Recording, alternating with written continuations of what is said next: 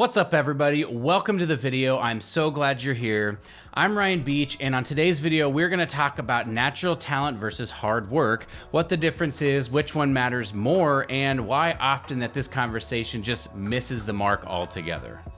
Now, I'm not the first, nor am I the smartest person to talk about this subject, so I'm gonna link some books down below that are great resources if you wanna sort of dive deeper into this discussion and find out what people who have done some actual, real, long-term research about this are.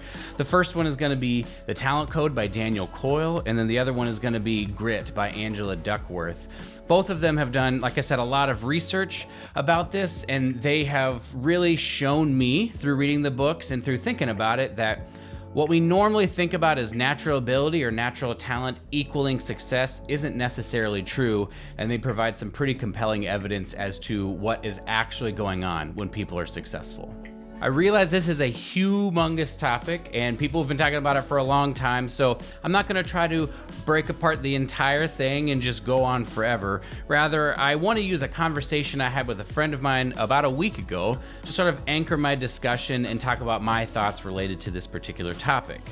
The 4 points I wanna cover in this are: 1, how false information can often give us a skewed view of success. 2, what's the difference between getting a good grade and maximizing our potential? 3, how time frame needs to be considered in this discussion. And 4, how my belief that natural ability can actually be a weakness long term. Let's get into the video. The first point I would like to address is how false information often skews our understanding of another person's success.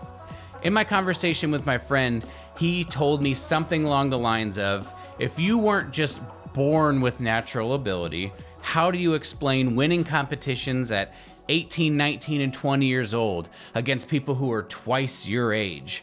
And to me, that was such a ridiculous claim because it's just not true, but I get it.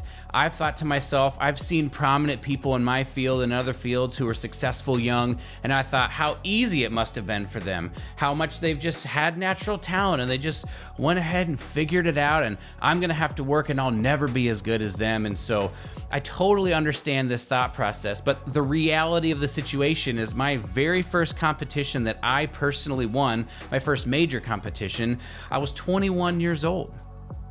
And it was against people exactly my age.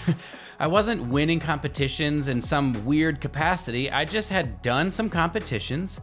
I had failed before, and then I happened to win that one, and I was successful again after that a few times. But it's not a situation where it just came out of nowhere and it was magic. There was work involved. I lost a lot of competitions before I won my very first one. Also, in a different context, I've taken around 22, 23, 24 auditions, somewhere in there. I've won 2 of them. I've been in the finals for 2 more of them, and I have not advanced or barely made it through the process in all of the rest of them. So it's not an incredibly good track record in terms of success, yet I do have a job. So we understand that there's a level of commitment, there's a level of I just did the work, coupled with some natural ability. So for me, the solution to this problem is we should just seek to know all of the information before we make a judgment about what we do or we don't know. It just doesn't help us to believe that somebody else has some natural ability and that we'll never do it and it must have been easy and it's gonna be hard for us. I don't think it's necessarily a cop-out to say someone has natural ability, but I think it allows us to let ourselves off the hook. And when we know what kind of work somebody else has done, it may feel overwhelming, but it also can be encouraging because the work that they've done can translate into work that we can do. The next point I'd like to cover is going to be the mindset difference between getting a good grade and maximizing your potential. In my discussion with my friend, he said something along the lines of, I know that I have natural ability, I know it exists because I didn't work that hard in school and I got good grades, and then I saw other people who worked really hard and they didn't get as good of grades as I did. How do you explain that?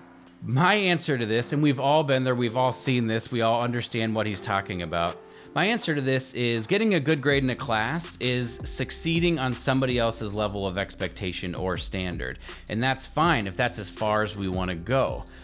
But if he could have worked harder and he could have learned more, is that worthwhile? Is just getting a good grade enough, or do we want to find out what we're actually capable of? I think this is really well summed up by a quote I read by John Wooden in one of his books that he wrote. John Wooden, for those of you that don't know, was a coach at UCLA. He coached basketball. He's arguably the greatest coach of any sport ever.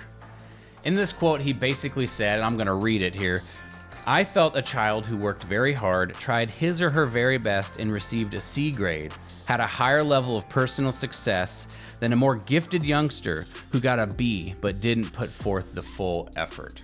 I feel like this John Wooden quote explains my thoughts on this far better than I ever could. I'm not saying getting a good grade is bad, and I'm not saying a good grade isn't indicative of some sort of success. But if you could have worked harder and you could have learned more, even if you got the best grade you possibly could, did you maximize your potential? I would argue no. For me, as an orchestral trumpet player, having this job does stretch some of my limits, but it doesn't stretch all of them. And when you spend a lot of time playing Beethoven and Schubert and Mozart and composers like that, you're spending a lot of your time doing things that are very basic. And so if I was satisfied with just doing the basic stuff to cover my job, succeeding on what my job says is necessary, then I'm not necessarily going to maximize what I'm capable of on the trumpet. This whole discussion leads me to asking myself and asking you the question, why do we work hard? Do we work hard to get a good grade, to check that box off? Or are we working hard to find out what we individually are truly capable of? I know my answer, and I hope you know yours. The third point I'd like to discuss in this video is how time frame matters. Using the point my friend brought up before, not only is it indicative of not maximizing your potential, but we're also looking at a small amount of time to determine that success. So yes, in the semester of time that class happened, he got a better grade. He was able to display the knowledge that was asked of in that particular time period. But let's fast forward 10 years from now. Let's say that person relied solely on their natural ability, what they already knew to get them by, and the other person just kept learning for 10 years. I think it's pretty clear who would be more successful long term. It would be the person who's been learning for 10 years. I think it's all easy for us to understand that small improvements over the long term are what's going to lead us to long-term success. But I think the problem is that we oftentimes put time limits on the amount of time that we will allow for us to try to reach that success. And if we don't reach success in the amount of time we've decided, then we can't be successful and it doesn't matter. I believe if you're not naturally gifted at something, it might take you a little longer, or you might have to work a little harder than people who it comes easily to. But once you get there, who cares how long it took you to get there? So the question really becomes, if when we get there, we're all equal, are you just willing to put in the time it takes and to see it through to the point where you reach it, rather than putting some sort of arbitrary time limit and giving up if you've determined that you have worked long enough and it just hasn't happened? The last point I would like to address is how natural talent can actually be a weakness or a hindrance for a lot of people. To rely on natural ability to guide you in your life means that you're looking for what you're good at, and what you're good at is oftentimes dictated by what comes easily. If it came easily, it means you didn't really work that hard for it, and if you didn't work hard for it, what happens when it stops being easy? I believe being able to withstand adversity is a learned ability, and the more you flex that muscle, the stronger the muscle gets. So for people who are used to struggling, used to fighting their way through the process, they learn to see adversity as growth is about to happen, I'm excited. For people who don't struggle and they look for what is easy, what am I good at, adversity is often a sign that they should not be pursuing that. Adversity is a sign that that is not for them, and they shut off that path of possible growth. Sometimes fulfillment in life is hidden behind a wall of adversity. To break through that wall, we're gonna need grit and we're gonna need support. I think it's absolutely true that we are often the ones that are limiting our capabilities, not our genetics, our environment, or some other thing in our life. And because of that, we have to decide, are we willing to start the fight and stay in the fight for the length of time it takes, and to meet that adversity as a possible avenue for growth, rather than evidence that we are on the wrong path. Before we end this video, I did want to make sure I addressed how I believe the conversation of hard work versus natural ability often just misses the mark completely.